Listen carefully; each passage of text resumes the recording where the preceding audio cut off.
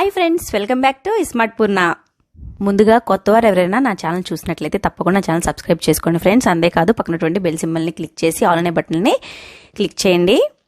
ఈరోజు వీడియోలో పిల్లలకే కాదు పెద్దలకు కూడా చాలా ఇష్టమైనటువంటి పాలకోవా తయారీ విధానం ఈరోజు నేర్చుకుందాం. పాలకోవా తయారీకి ఎన్నో ఇంగ్రీడియంట్స్ కావాలి, అది ఇది ఇలా ఏం అవసరం లేదండి. జస్ట్ రెండు ఇంగ్రీడియంట్స్ తోనే మనం పాలకోవాల్ని చాలా టేస్టీగా ప్రిపేర్ చేసేసుకోవచ్చు. టేస్టీ పాలకోవాలు ఎలా ప్రిపేర్ చేసేసుకోవాలో చూసేద్దాం.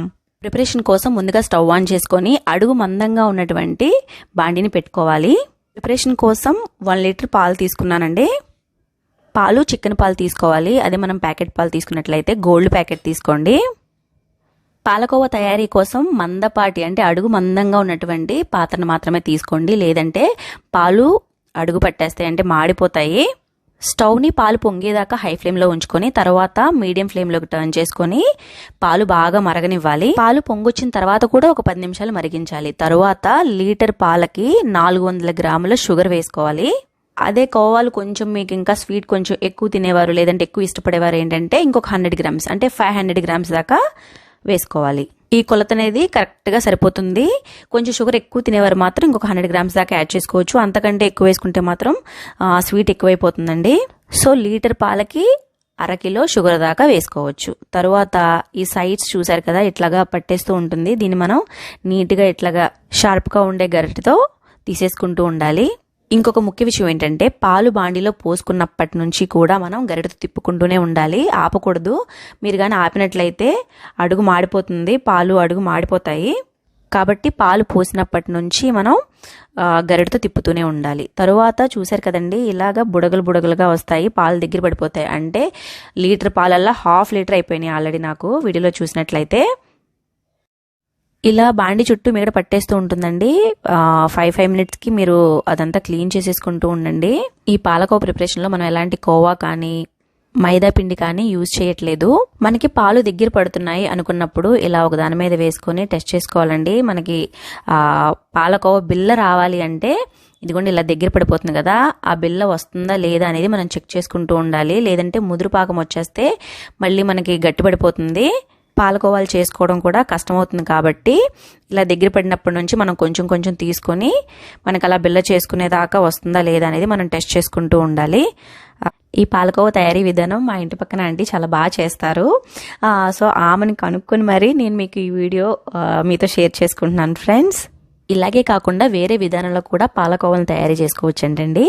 నేను ఇంకొక వీడియోలో మీతో షేర్ చేసుకుంటాను ప్రాసెస్ని.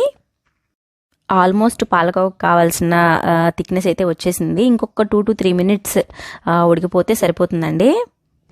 మీరు వీడియోలో గమనించినట్లయితే ఫస్ట్ నుంచి స్టార్టింగ్ నుంచి ఎండింగ్ దాకా గరిటెతో తిప్పుతూనే ఉన్నాను ఫ్రెండ్స్. వీడియోలో చూపిస్తున్న విధంగా ఇలా దగ్గర పడుతుంది. అప్పుడు మనం పప్పు గుత్తితో కానీ లేదంటే గుంట గరిటెతో కానీ మెదుపుతున్నట్లు బాగా మిక్స్ చేసుకోవాలి. ఎందుకంటే అది పూసగా వస్తుంది. ఫస్ట్ అది మొత్తాన్ని కూడా మనం మెత్తగా మెదుపుకోవాలి.